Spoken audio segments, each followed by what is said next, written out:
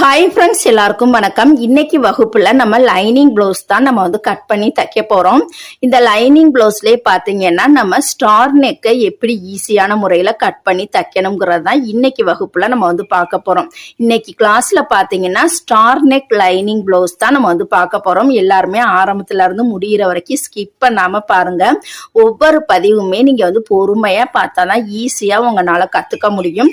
இதுக்கு பாத்தீங்கன்னா நம்ம லைனிங் கிளாத் எடுத்து மெயின் கிளாத் எடுத்திருக்கோம். ஓகேங்களா? கஸ்டமர் பாத்தீங்கன்னா இதுக்கு மேட்சா லைனிங் கிளாத் இல்லாதனால வீட்டுல இருக்கக்கூடிய லைனிங் துணியை கொடுத்துருக்காங்க.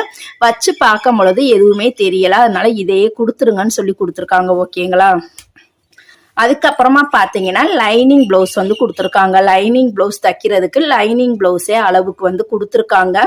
இந்த லைனிங் பிளவுஸ் அளவு பாத்தீங்கன்னா ரவுண்டு நெக்கா இருக்கு. ஓகேங்களா? இதை மாத்தி ஸ்டார் நெக்கா தான் நம்ம இப்ப தைக்க போறோம்.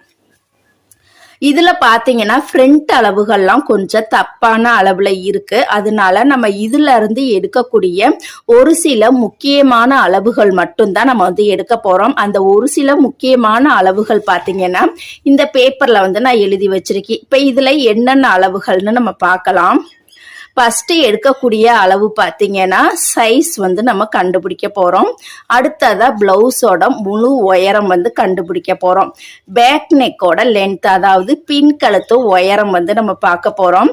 அடுத்ததா பாத்தீங்கன்னா ஸ்லீவோட லென்த், கையோட முழு உயரம், ஆம்கோல் ரவுண்டு, அதுக்கப்புறமா முன்கழுத்து உயரம். ஓகேங்களா? ஸ்லீவோட ரவுண்டு, இடுப்பு சுற்றளவு. இந்த முக்கியமான அளவுகளை நம்ம இந்த அளவு பிளவுஸ்ல பார்த்து நம்ம எழுதிக்க போறோம். இந்த அளவுகள் எழுதுனதுக்கு அப்புறமா இந்த அளவை பார்த்து தான் நம்ம துணியில கட் பண்ண போறோம். இப்ப வாங்க ஃப்ரெண்ட்ஸ், எப்படி ஈஸியா அளவு எடுக்கிறதுன்னு பார்க்கலாம். ஃபர்ஸ்ட் எடுத்ததுமே பாத்தீங்கன்னா பிளவுஸை இந்த மாதிரி பின்பக்கமா நம்ம திருப்பி போட்டுக்கலாம். எப்போதுமே நம்ம பிளவுஸ் கட் பண்றதுக்கு முன்னாடி எடுக்கக்கூடிய ஃபர்ஸ்ட் முக்கியமான அளவு எதுன்னு பாத்தீங்கன்னா சைஸ் தான் நம்ம தெரிஞ்சுக்கணும். ஓகேங்களா?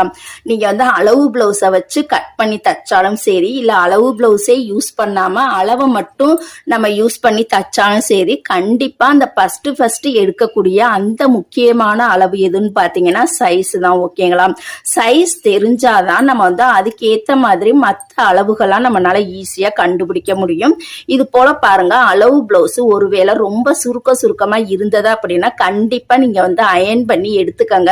புதுசா பழகும் பொழுது அயன் பண்ணி எடுத்துக்கிட்டீங்க அப்படின்னா அந்த அளவுகள்லாம் கண்டுபிடிக்கிறதுக்கு உங்களுக்கு கொஞ்சம் ஈஸியாவே இருக்கும். ஓகேங்களா?